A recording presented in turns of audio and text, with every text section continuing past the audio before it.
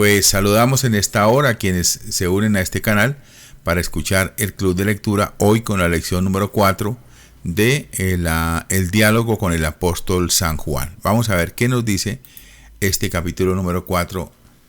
Dice el título así: ¿Quieres ser sano?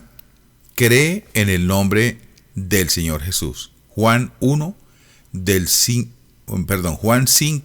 del 1 al 30. Voy a permitirme leerlo porque de nada vale que mencionemos la cita bíblica y no la leamos. Entonces leo Juan 5 del 1 en adelante. Evangelio según San Juan, capítulo 5, dice así el Señor. La curación en la piscina en el día de reposo. Después de estas cosas había una fiesta de los judíos y subió Jesús a Jerusalén. Y hay en Jerusalén, cerca de la puerta de las ovejas, un estanque llamado en hebreo Betesda, el cual tiene 5 pórticos. En esto yacía una multitud de enfermos, ciegos, cojos, paralíticos, que esperaban el movimiento del agua, porque un ángel descendía de tiempo en tiempo al estanque y agitaba el agua, y el primero descendía al estanque después del movimiento del agua, y el que primero descendiera al estanque después del movimiento del agua quedaba sano de cualquier enfermedad que tuviese. Había allí un hombre que hacía 38 años que estaba enfermo. Cuando Jesús lo vio acostado y supo que llevaba ya mucho tiempo, le dijo: ¿Quieres ser sano?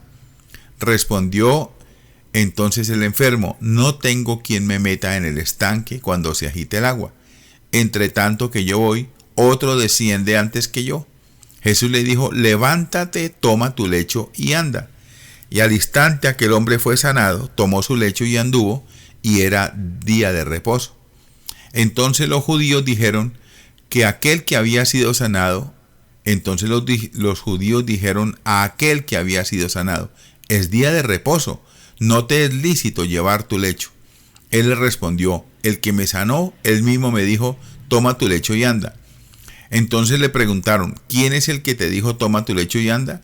Y el que había sido sanado no sabía quién fuese, porque Jesús se había apartado de la gente que estaba en aquel lugar. Después le halló Jesús en el templo y le dijo: mira, has sido sanado, no peques más para que no te venga alguna cosa peor.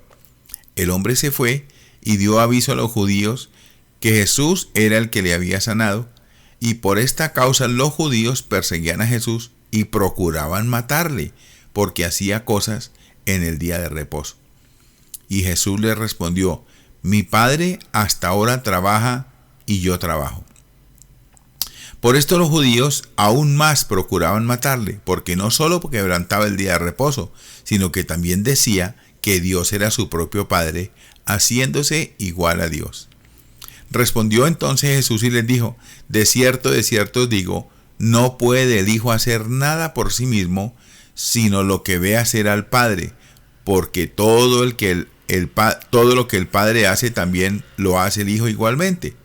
Porque el Padre ama al Hijo y le muestra todas las cosas que Él hace, y mayores obras que éstas le mostrará, de modo que vosotros os maravilléis. Porque como el Padre levanta a los muertos y les da vida, así también el Hijo a los que quiere da vida. Porque el Padre a nadie juzga, sino que todo el juicio dio al Hijo, para que todos honren al Hijo como honran al Padre. El que no honra al Hijo no honra al Padre que le envió. De cierto os digo, el que oye mi palabra y cree al que me envió tiene vida eterna, y no vendrá a condenación, mas ha pasado de muerte a vida. De cierto os digo, viene la hora, y ahora es cuando los muertos oirán la voz del Hijo de Dios, y los que la oyen vivirán. Porque como el Padre tiene vida en sí mismo, así también ha dado al Hijo el tener vida en sí mismo. Y también le dio autoridad de hacer juicio, por cuanto es el Hijo del Hombre. No os maravilléis de esto, porque vendrá hora cuando todos los que están en los sepulcros oirán su voz, y los que hicieron lo bueno saldrán a resurrección de vida, mas los que hicieron lo malo a resurrección de condenación.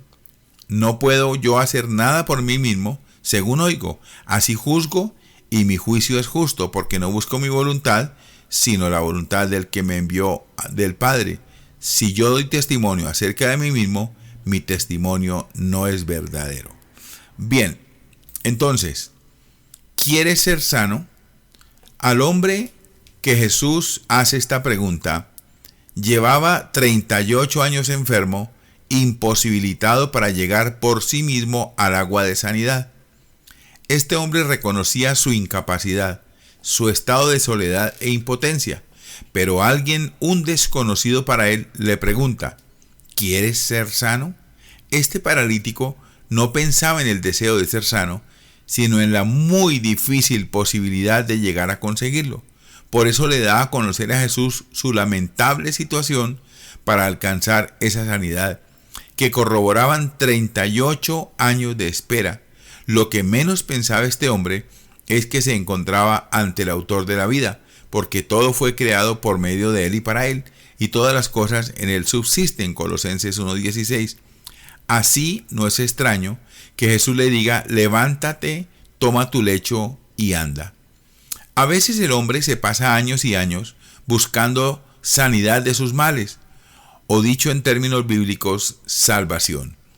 Y día tras día sigue en el camino con el mismo quebrantamiento de siempre, hasta que un día alguien pasa a su lado y le dice, ¿quieres ser sano? Cree en el Señor Jesús.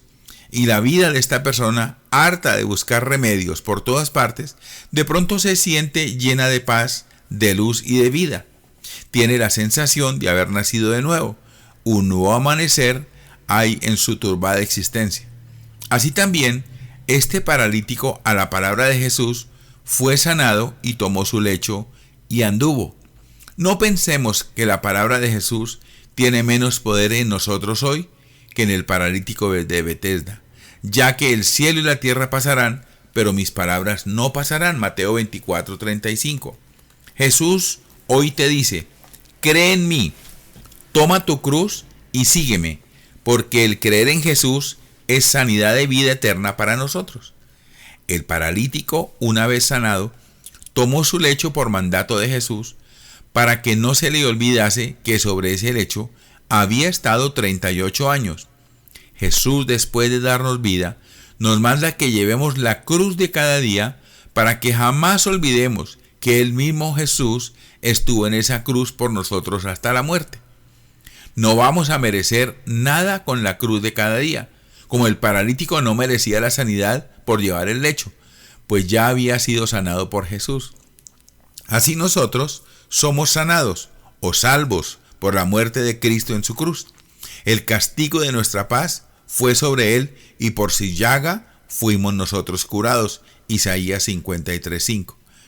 Por lo cual, las tribulaciones de cada día o la cruz no tienen para nosotros otro significado que purificar nuestra fe, al recordarnos los sufrimientos del Salvador Jesucristo en su muerte de cruz por nosotros. Cuando los fariseos vieron a ese hombre llevando su lecho, le reprochaban tal actitud, porque era día de reposo. Mas este hombre se apoya por completo en aquel que le había dicho, levántate, toma tu lecho y anda. Y así responde, el que me sanó. Él mismo dijo, toma tu lecho y anda. Para este hombre, la palabra de su sanador estaba por encima de cualquier apreciación personal o religiosa de otras personas.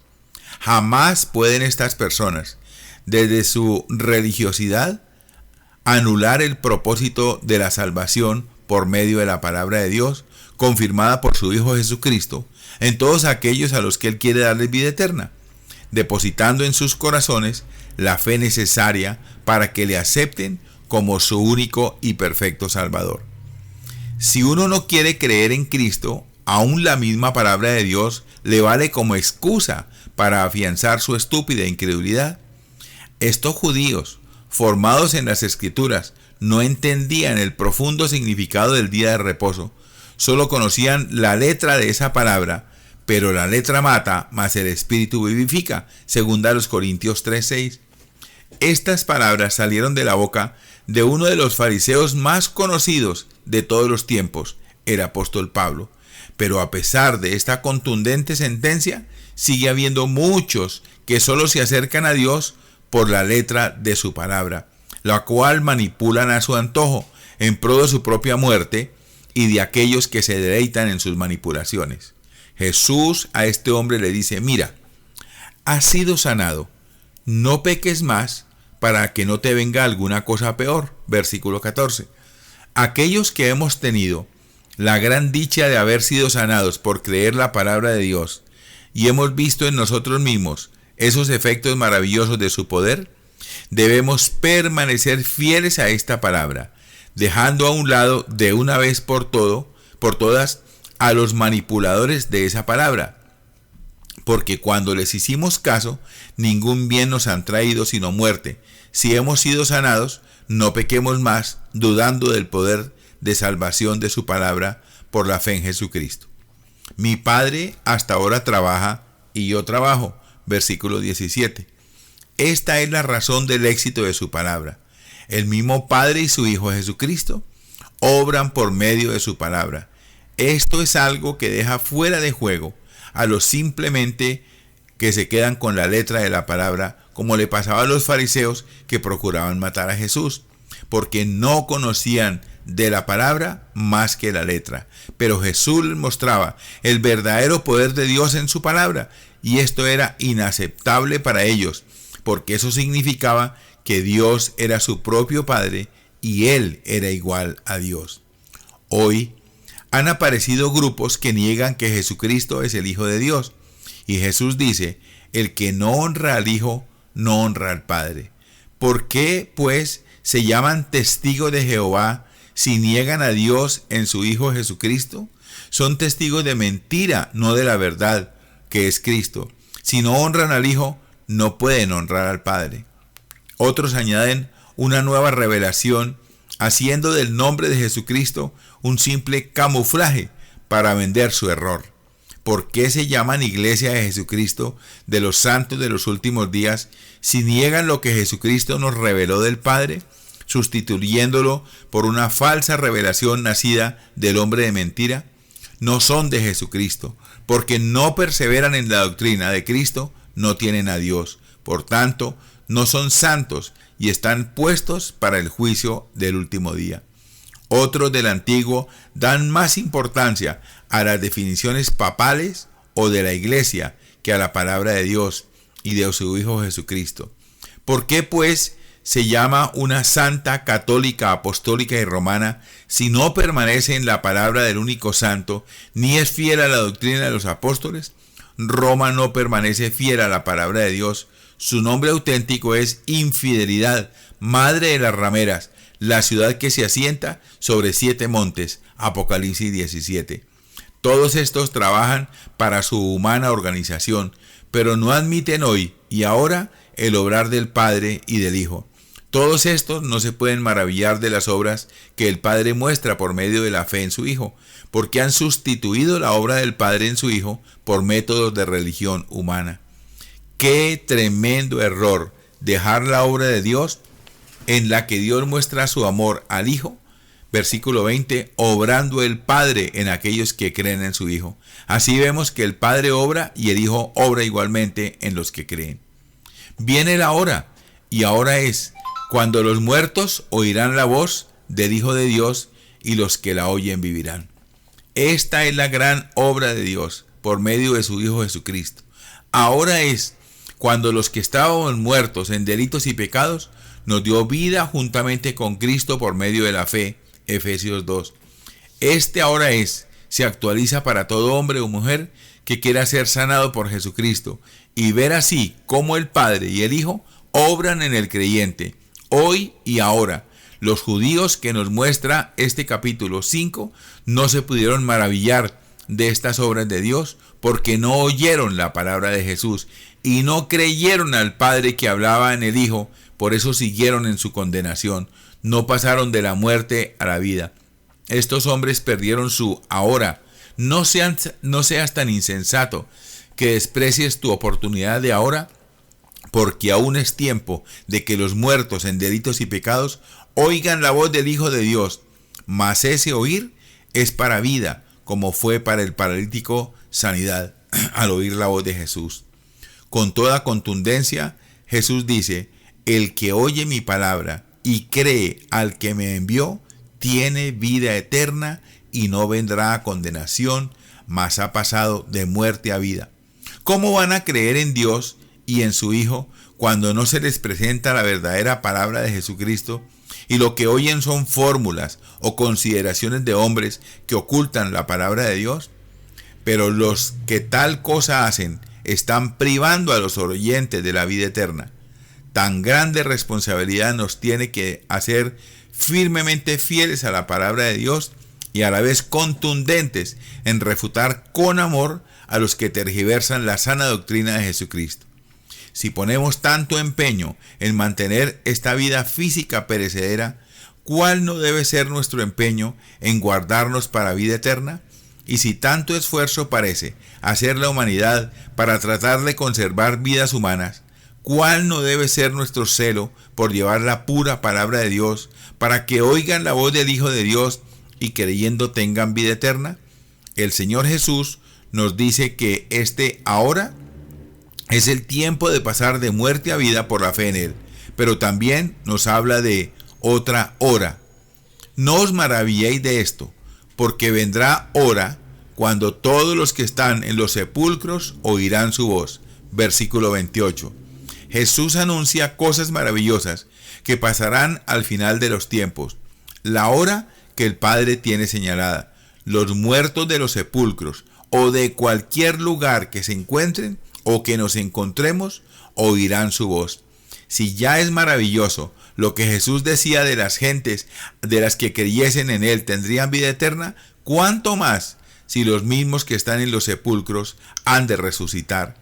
Esta es una de las verdades que tal vez los llamados creyentes tengan más diluida en su modernismo consumista, pero no por eso deja de ser menos cierta y a la vez maravilloso, capaz de eclipsar todo lo alucinante de nuestro mundo actual. En el rostro de los hijos de Dios se nota esa certeza de resurrección de vida, capaz de suscitar en los otros el interrogante: ¿qué saben estos para que sus rostros reflejen esa seguridad? Sí, es esa la seguridad de las promesas de Jesucristo, el cual transformará el cuerpo de la humillación nuestra para que sea semejante al cuerpo de la gloria suya, por el poder con el cual puede también sujetar a sí mismo todas las cosas. Filipenses 3:1. Pero solo alcanzarán esta resurrección de vida aquellos que ahora vivan por el Espíritu y en el Espíritu mediante la fe. La garantía de esta resurrección es Cristo mismo, porque Él mismo murió y resucitó para todos aquellos que creen en Él vivan por Él, y un día sean manifestados con Él cuando Él se manifieste en gloria como el juez de los vivos y los muertos. ¿Quién pues acusará a los que creen en Cristo? Si Cristo mismo los justificó con su muerte de cruz, ¿quién les va a condenar si Cristo los da por inocentes, lavándolos en su propia sangre? Los que vivimos ahora en Cristo, seremos en aquella hora manifestados con Él en gloria. Entonces, mantengamos esta esperanza viva, salvos por Él. Capítulo número 5. ¿Cuentas con tu dinero o cuentas con Jesús? Juan 6, del 1 al 26. En el capítulo anterior, encontrábamos a Jesús en Jerusalén sanando un paralítico que llevaba más de 30 años en esta situación. Pero la palabra de Jesús, levántate, toma tu lecho y anda, fue suficiente para sanarlo. Jesús lo que quería con todo esto es que oigamos su palabra, que creamos en Él y así tengamos vida eterna. Jesús en el silencio de la montaña. En este capítulo, el Señor se encuentra con sus discípulos en las cercanías del lago de Galilea, en un monte que parece muy conocido para los discípulos. A este lugar le seguía gran multitud porque veían las señales que hacían los enfermos. Jesús trataba de estar a solas con su Padre y los discípulos, pero una gran multitud rompió ese silencio de la montaña buscando algo nuevo o especial en aquel que hacía tantas señales en los enfermos. El Señor no se siente contrariado por la presencia de esa multitud que irrumpe en su reposo y sosiego. Antes bien, cuando alzó Jesús los ojos y vio que había venido tan gran multitud, dijo a Felipe: ¿de dónde compraremos pan para que coman estos? Versículo 5. Y el Señor no se preocupa por él, sino por ellos y por ese pan necesario para su alimentación. Esa multitud salió en su busca, sin saber con precisión los riesgos del momento. Uno de los riesgos era encontrarse sin pan por lo inhóspito del lugar. Mas el Señor enseña al que le busca a fiarse de él con todo el corazón. Aquí Jesús, por medio de unos panes de cebada, prepara a los que le da al Padre para comer el verdadero pan vivo que descendió del cielo. El Señor sabe siempre lo que tiene que hacer, aunque a veces nos prueba a nosotros, como hizo con Felipe preguntándole: ¿de dónde compraremos pan para que coman estos? Contemos con Jesús. Felipe queda sorprendido por la pregunta del maestro y así responde: Señor, 200 denarios de pan no bastarían para que cada uno de ellos tomase un poco. Un denario era el jornal de un día de trabajo, Mateo 20. Para Felipe, la más mínima posibilidad resultaba irrealizable. No veía solución. ¿Pero por qué? Porque Felipe sabía contar dineros, aunque él no los tuviera. Sin embargo, no contaba con Jesús, a quien sí tenía. Esta actitud de Felipe se hace muchas veces realidad en nuestra propia vida. El Señor sabe de qué cosas tenemos necesidad. Él quiere probar nuestra fe y ver así nuestra capacidad de respuesta a su promesa. ¿Cuántas veces cuentas con tus posibilidades que no te dan capacidad para solucionar un problema y te olvidas de contar con aquel que sí tiene todo el poder en los cielos y en la tierra? Pero, ¿te lo crees? ¿Qué es esto para tantos? Muchas veces el Señor te da una pista por medio de otra persona, como hizo con el discípulo Andrés. Aquí está un muchacho que tiene 5 panes de cebada y 2 pececillos. ¿Mas qué es esto para tantos? El Señor les demuestra que esto, 5 panes y 2 pececillos, es igual para un muchacho que para tantos que estaban allí. No comió más el muchacho, ni comieron menos los tantos, ya que todos se saciaron. ¿Qué vamos a añadir nosotros a su poder? 5 panes y 2 peces. Él llama las cosas que no son como si fueran. Romanos 4:17. Lo único que nos pide que añadamos es la fe para ver su poder. En esa fe manda recostar a la gente sobre ese lugar ameno lleno de hierba. Tomó Jesús aquellos panes y, habiendo dado gracias, los repartió entre los discípulos y los discípulos entre los que estaban recostados. Asimismo de los peces cuanto querían. ¿Qué han hecho estos comensales para participar de esos panes y de esos peces? Nada más que obedecer y recostarse sobre la hierba. Esto concuerda con lo que el Señor dice tantas veces: estad quietos y conoced que yo soy Dios. Salmos 46:10. En quietud y en confianza será vuestra fortaleza. Isaías 30:15. El Señor reprende a Israel porque no quisieron estar en esa quietud y confianza y ser salvos en el descanso y el reposo. Jesús, en la quietud y confianza del Padre, da de comer a esta multitud que reposa sobre la abundante hierba. Mas Jesús lo que busca en nosotros es que le reconozcamos como nuestro propio reposo en quietud y confianza para reposar de las obras de la carne y ser Cristo quien obre en nosotros. Hebreos 4:10. Todas sus señales nos llevan a que depositemos nuestra confianza en Él, incluso en lo referente a nuestra comida y a nuestro vestido, porque si Dios hace crecer la hierba y la viste, ¿cuánto más a vosotros, hombres de poca fe? Lucas 12:28. Pero el hombre siempre quiere reducir a Dios a sus propias categorías mentales, cuando su obligación es someterse y acogerse a lo que Dios dice y pide del hombre. Mira bien, no te apoderes de Jesús. Así, estos comensales de Jesús, al margen de lo que Dios dice por su Espíritu en las Escrituras, quieren apoderarse de Jesús para hacerle rey, conforme a sus propios pensamientos religiosos, pero que en absoluto estaban de acuerdo con el plan de Dios expuesto en su palabra. Es algo innato en todo hombre apoderarse de todo, incluso del hacedor de todo, el Dios eterno.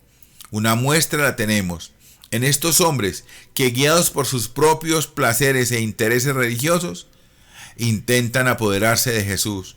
¿Cuántas veces ha sucedido a través de la historia y sucederá mientras el Señor no venga que distintos grupos han querido apoderarse de Jesús?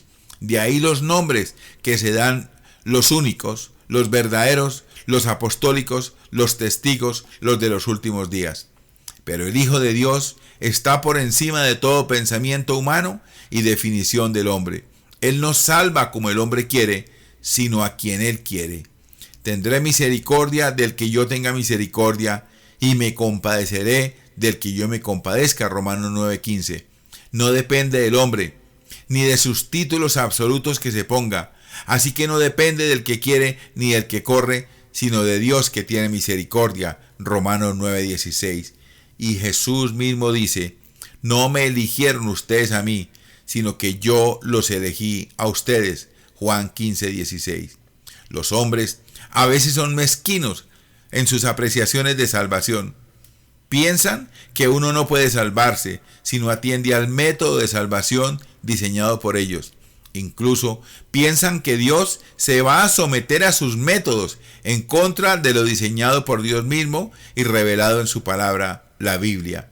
Pero hasta aquí llega la insensatez de esos hombres que acomodan los textos de la Biblia a sus propios métodos de salvación que nada tienen que ver con el Salvador Jesucristo. En concordancia con los comensales de la montaña, también quieren apoderarse de Jesús para hacer del nombre de Jesús un ídolo que salva como ellos quieren.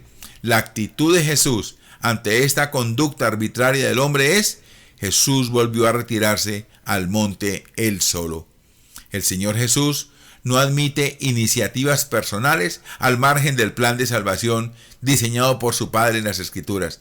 De ahí que Él se retira, sin la compañía de nadie, al monte a orar a solas con su Padre. La salvación es un don de Dios, Efesios 2:8. No es una consecuencia de las obras del hombre, no es el resultado de unos métodos de salvación ni de la aceptación de su propia doctrina religiosa. Por muchos títulos que se le ponga de verdadera y de única, la salvación sigue siendo un don de Dios por medio de la fe en la sangre de Jesucristo, el único que nos acerca a Dios y nos hace conciudadanos de la familia de los santos, no de una organización religiosa, y miembros de la familia de Dios, Efesios 2:19, no miembros de una determinada familia doctrinal, sea tridentina o semi-reformada. El encuentro personal con Cristo por la fe es para vivirlo en la comunión del Espíritu con los demás, nunca para apoderarse de Él, excluyendo a los demás. Cuando oigo a miembros de iglesias o de asociaciones religiosas decir: nosotros somos la única verdadera iglesia, la iglesia de Jesucristo, la única iglesia de hermanos, la iglesia de los verdaderos bautizados, los únicos testigos de Dios, los auténticos hijos de Dios. Entiendo que todos ellos se han apoderado de Cristo, pero Cristo no es el apoderado de ellos, porque Cristo no representa la salvación de ellos, sino la del Padre, que es don de Dios y no don de hombres. Seamos sensatos. Aceptemos a Jesús conforme a las Escrituras para vivir por fe, pero nunca nos apoderemos de Jesús y su palabra para vivir esclavizados de nuestras propias sensaciones, ya sean doctrinales o religiosas. Al anochecer, descendieron sus discípulos al mar. Estaba ya oscuro y Jesús no venía a ellos. Jesús permanece él solo en el monte orando, mientras sus discípulos, en una frágil barca, al atardecer, van cruzando el lago hacia Capernaum. Anochecía y Jesús no se siente angustiado por la circunstancia para dejar de estar a solas con su Padre y volver junto a sus discípulos. Lo que sienten es esa ausencia. Los que sienten esa ausencia son los discípulos al decir: estaba ya oscuro y Jesús no había venido a ellos. Estos estaban intranquilos, ya que la única barca que tenían allí era la de ellos. ¿Cómo pues se iba a reunir con ellos en la oscuridad de la noche y sin barca? Imposible. La actitud de Jesús desborda todas las posibilidades de sus discípulos. Y lo mismo sucede hoy. A los que quieren encuadrar a Jesús dentro de sus propias posibilidades de humana salvación, no siendo ningunas. Jesús está por encima de cualquier definición dogmática que intente apoderarse de la posibilidad salvadora de Cristo. Esto es como encerrarse en una frágil barca surcando el mar en la tempestad de la noche. Cuando los discípulos se ven superados por el poder incondicional de Jesús, vieron a Jesús que andaba sobre el mar y se acercaba a la barca y tuvieron miedo. Yo soy, no temáis. Al no coincidir lo que ellos pensaban de Jesús con lo que veían sus ojos, tuvieron miedo. La vida de Cristo fuera de la fe supera y contradice toda la lógica de la mente humana. La oscuridad, la tempestad sobre el mar, el miedo a lo inexplicable dentro de esas circunstancias adversas se transforma en alegría al escuchar la voz del Maestro. Yo soy, no temáis. Versículo 20. Esta es una de las frases que Jesús repite con frecuencia. El creyente no tiene que temer nada estando en Cristo y con Cristo. Esa alegría de su presencia la refleja el rostro del creyente, como el rostro de los discípulos al recibir a Jesús en la barca, la cual llegó enseguida a la tierra a donde iban. Jesús no es llevado por las circunstancias, sino que Él conduce las circunstancias para bien de aquellos que le aman. En todas tus circunstancias puedes escuchar por medio de la fe la voz de Jesús que te dice: yo soy, no temas. Sanos en la fe.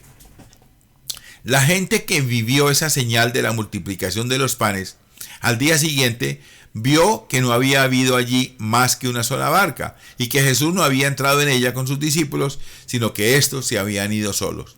Según los cálculos de esta gente, se tenía que encontrar en el mismo lugar del día anterior, porque él no había partido con sus discípulos y ellos se habían llevado la única barca que había. Sí, era cierto que Jesús no se había embarcado con sus discípulos y solo había una barca, pero Jesús ya no estaba allí. El hombre es muy limitado en sus recursos y fuera de esas condiciones no encuentra una salida lógica. Pero el Señor Jesús es el que ha hecho y sustenta todas las cosas. Colosenses 1:16 y Hebreos 1:2 y 3. Cristo está por encima de todo condicionamiento que limita al hombre. Solo el hombre de fe puede superar en Cristo todas estas limitaciones y contradicciones, ya que Jesús nos dice: si puedes creer, al que cree todo le es posible. Marcos 9:23. Pero el hombre prefiere tomar sus propias iniciativas y seguir el camino que concibió su mente antes de aceptar en fe al único que es el camino conforme a las Escrituras, Jesucristo. Así, no nos sorprenderá que Jesús diga a los que le buscan: me buscáis porque no habéis visto las señales, sino porque comisteis el pan y os saciasteis. Traducido a nuestro lenguaje coloquial, se podría decir: no me buscan a mí, sino a vuestros estómagos. Qué confusión más tremenda, pensar que uno busca a Jesús y lo único que se busca es a sí mismo. Tanta fatiga, tanto esfuerzo, tanta religiosidad para al final descubrir por la palabra de Jesús que todo eso solo tenía un móvil: nuestra propia satisfacción. ¿No es esa una advertencia seria para que seamos sanos en la fe? Aprendamos a no camuflar nuestros propios intereses egoístas bajo el nombre de Jesús, porque esa es una actitud repugnante de lo más vil. Uno de los obstáculos más difíciles que tienen que superar los creyentes en Cristo Jesús es la escoria religiosa que por todas partes fluye del volcán del infierno, intentando atrapar a los que se saben purificados de todos sus pecados en la sangre de Jesús, su gran Dios y Salvador. Tito 2:13. Mis hermanos, entramos en el capítulo siguiente. Juan 6:27 al 45. Esta hoy es la obra de Dios, que creamos en Jesús. Trabajad no por la comida que perece, sino por la comida que a vida eterna permanece, la cual el Hijo del Hombre os dará, porque a éste señaló Dios Padre. De las palabras de Jesús se desprende que estas gentes de Galilea buscaban a Jesús más por su necesidad material, la comida que perece, que por la comida que a vida eterna permanece. El Señor Jesús hace una total distinción entre la comida perecedera, por la que el hombre tanto se afana, y la comida que a vida eterna permanece, de la que el hombre tanto se despreocupa. Pero hay algo que nunca debemos olvidar: la comida que a vida eterna permanece. Solo nos la puede dar el Hijo de Dios. Nadie más se puede arrogar este poder sin hacer mentiroso a Dios, porque el Padre, al único que ha señalado, sellado para esta misión, es a su Hijo Jesucristo. Esto echa por tierra a todos los que se proclaman dadores del alimento de la vida eterna y solo usan el nombre de Cristo como una simple referencia histórica. El único que tiene este sello indeleble de garantía divina es Cristo. Ayer, hoy y siempre. Todos los demás que se presentan como sellados son sellos falsos del padre de la mentira, Satanás. Por eso, hoy más que nunca, se hace necesario probar a los espíritus si son de Dios, y no creáis a todo espíritu. Primera de Juan 4:1. Una de las señales de estos falsos dadores de religión es que hablan de las propias obras y nunca hablan de la obra de Dios. Jesús les dijo: esta es la obra de Dios, que creáis en Él que ha enviado. Cuando el hombre obra, no deja obrar a Dios. Cuando cree que deja que Dios obre. Lo que Dios nos pide por su Hijo es que le aceptemos a Él como nuestro personal Salvador. No es que tu fe sea una obra meritoria, sino que al creer aceptas a Cristo con toda su obra de gracia sobre ti. Esta es la inmensa obra de amor de Dios, para que todo aquel que acepta a Jesucristo, su Hijo, sea salvo. Los interlocutores de Jesús habían comprendido lo que Él les pedía, que le aceptaran como Mesías. Por eso ellos piden una señal mesiánica. No es suficiente que unos pocos panes fueran multiplicados en muchos, al fin y al cabo eran panes comunes. Más que esto había hecho Moisés. Nuestros padres comieron maná en el desierto, como está escrito: pan del cielo les dio a comer. Jesús les hace notar que eso no es así. El maná llovía de las nubes, Salmo 78:23, y también era comida perecedera y por lo mismo terrenal. Estos israelitas daban a Moisés una gloria que solo pertenece a Dios. Jesús les dice que Moisés no les dio el pan del cielo, sino mi Padre os da el verdadero pan del cielo. Verso 32. No debemos dejarnos confundir por tantos y tantos que nos ofrecen de una u otra manera un pan perecedero, fabricado de su propia cosecha terrenal, que califican de celestial, porque el verdadero pan del cielo nos lo da Dios, el Padre nuestro Señor Jesucristo. ¿Qué padres, madres, santos o santas pueden quitar la gloria a Dios ofreciéndonos un pan del cielo que no es el verdadero? Jesús les dijo: yo soy el pan de vida. El que viene a mí nunca tendrá hambre.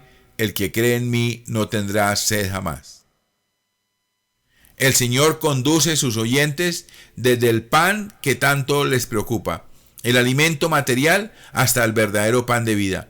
Este pan de vida ni es el alimento material ni el maná, sino Cristo mismo. Él mismo es el pan de vida, el cual descendió del cielo y da vida al mundo, pero no consiste solo en saber que Jesús es el pan de vida, sino en comer ese pan.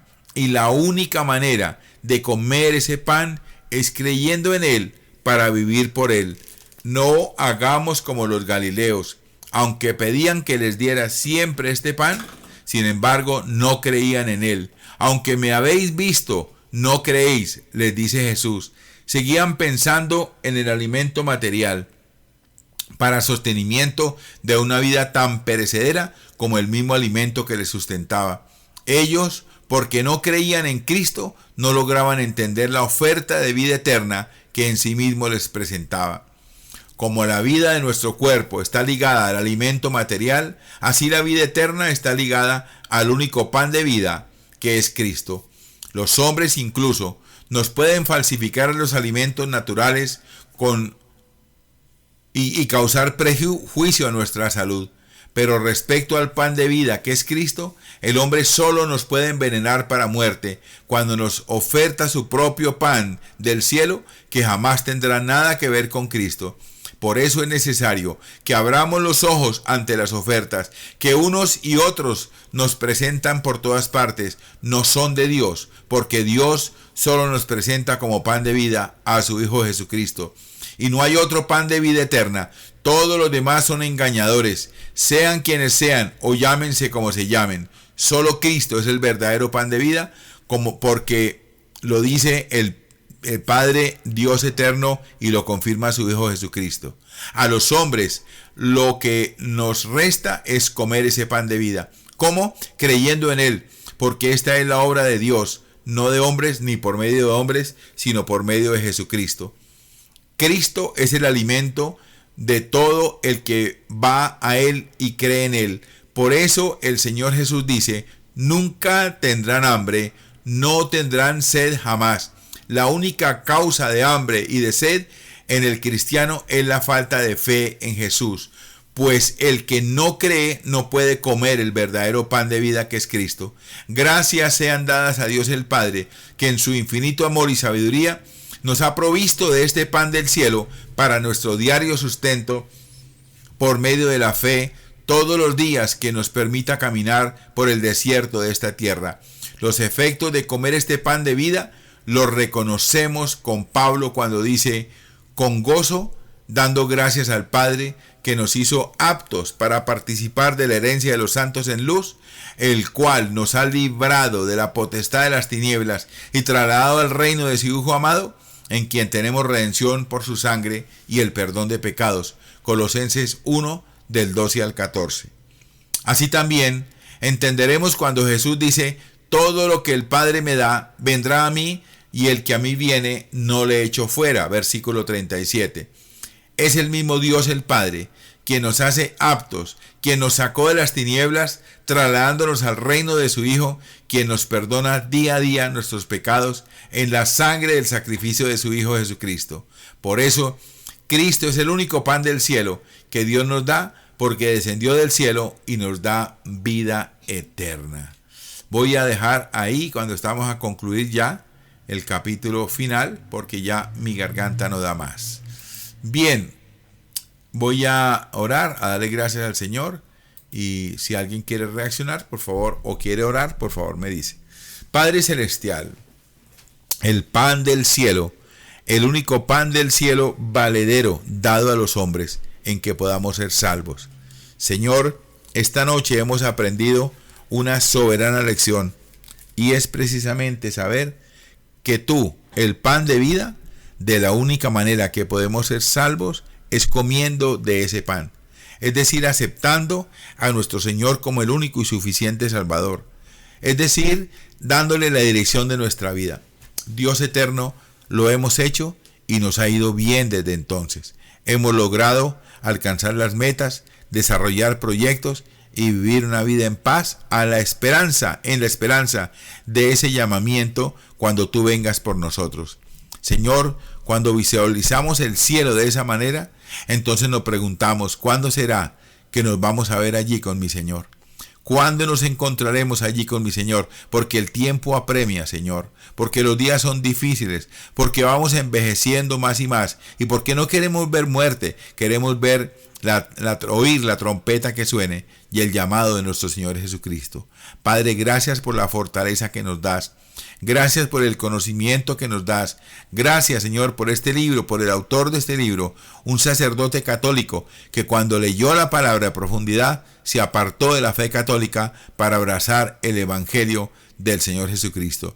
Gracias, Señor amado, por esas personas que han dado la facilidad para que la revista En la Calle Recta pueda llegar hasta nuestras manos, para que el portavoz de la palabra pueda llegar a nuestras manos. Hoy, Señor, al escudriñar la Escritura, entendemos lo que le pasó a este sacerdote, Francisco Rodríguez, cuando aceptó al Señor Jesucristo, allí cuando estaba en el monasterio, que fue exactamente lo mismo que le sucedió al padre del protestantismo. Señor, gracias, porque tu palabra nos conduce siempre a la verdad, porque tu palabra, Señor, nos lleva a reconocer que nosotros somos hijos de Dios, que no tenemos un nombre, que no manipulamos los nombres de Dios y mucho menos a las personas, que eres tú, mi amado Rey, quien sanas y salvas, eterno Padre. Eres tú el único que tienes derecho a juzgar, un derecho otorgado por el cielo. Señor, gracias, eterno Padre, por la lectura de esta noche. La repasaremos, la volveremos a ver y la compartiremos con alguien que lo necesita, Señor, en Cristo Jesús. Amén y amén. Si alguien tiene una reacción, espera unos segundos, o de lo contrario, nos encontramos mañana 6 de la mañana.